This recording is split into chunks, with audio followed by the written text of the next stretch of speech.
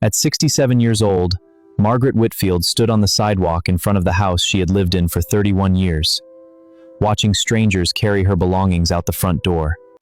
There's nothing left of yours in there, Margaret. You should have taken what you needed when you had the chance. I took everything I need. Her daughter-in-law had changed the locks. She thought Margaret had nowhere else to go. She thought wrong, because what Vanessa didn't know, what she never bothered to check, was whose name was actually on the deed. How does a mother end up locked out of her own home by her own son's wife? Was this a misunderstanding, or something Vanessa had been planning for years?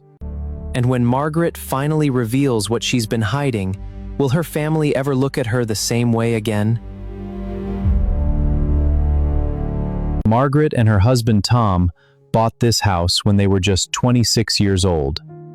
They raised their only son, Daniel, within these walls. Say hi to the camera, Danny. Tell everyone how old you are. I'm 8, Dad. 3 years ago, Tom passed away. Margaret was alone, but not without resources. She and Tom had paid off the house years earlier. The deed was in her name alone, a detail she never felt the need to advertise. I'll take care of everything. You don't have to worry about the house. I never did, Maggie. It was always yours, too. 5 years ago, Daniel married Vanessa. At first, everything seemed fine. Life was so good, everybody was happy. To Maggie, for raising the man I love. I promise to take good care of him. But over time, small comments began to surface.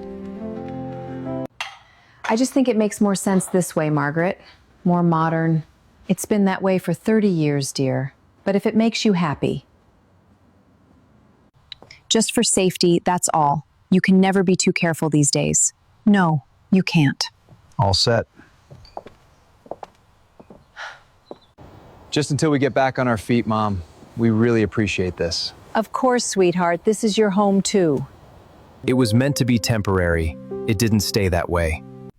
I just think, realistically, this house should go to Daniel eventually anyway. Don't you think it's time to start thinking about the future? I think about the future every day, Vanessa. Then came the weekend that changed everything.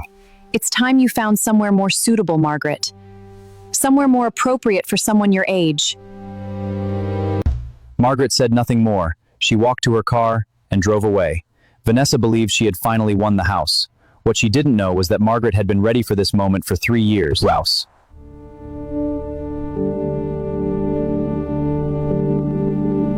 Maggie, you've had this paperwork filed for 3 years. You never told them? They never asked, Robert, and I never owed them an explanation for what was already mine. Well, they're about to find out. Finally got Mom situated. So happy for our new family home. Bang Puv. While Vanessa celebrated, a letter was already on its way, one that would change everything she thought she knew about her mother-in-law. Dad, when is Grandma coming back? Soon, sweetheart. I hope soon. What is this? Notice to vacate? This doesn't make any sense. Vanessa, whose name is on this house? You manipulated this whole thing. You let us move in. You let us think. I let you live in my home out of love, Vanessa. I never once said it was yours. Mom, why didn't you just tell us? Because I shouldn't have had to, Daniel. This was never about hiding something. It was about you both finally asking instead of assuming. I want to live with you, Grandma. Please. You'll always have a place with me, sweetheart. Always. For 31 years, Margaret had never once needed to prove the house was hers. It took one ungrateful act for the truth to finally come out. And when it did, it wasn't anger that won. It was patience. You and Sarah can stay, Daniel. This will always be your home, too. But Vanessa needs to find her own place, and you two need to figure out what your marriage actually is, without me in the middle of it. I'm sorry, Mom. I should have stood up for you sooner. You're standing up now. That's what matters. Margaret never set out to teach anyone a lesson. She simply refused to disappear quietly from a life she built with her own hands. And in the end, that was enough. Grandma, I'm glad you came back. I never really left, sweetheart. This was always my home.